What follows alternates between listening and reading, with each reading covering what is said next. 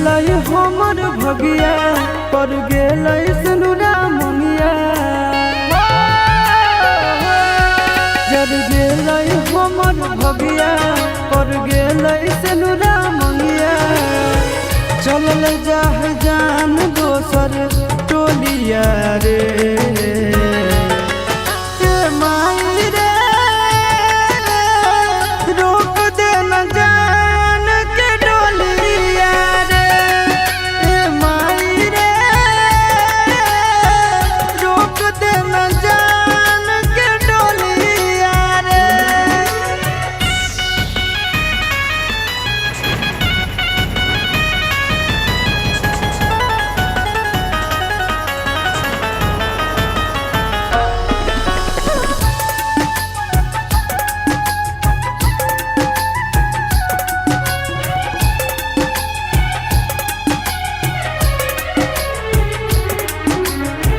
हमरे में बसो हलै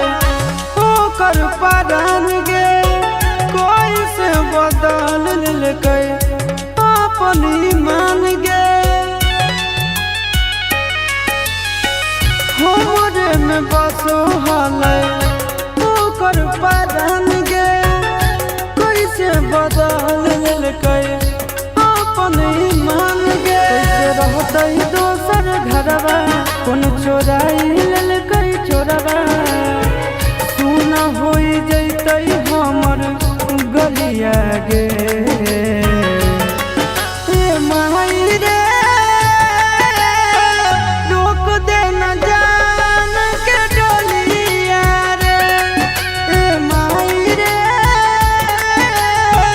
रोक दे न जान के डोलिया रे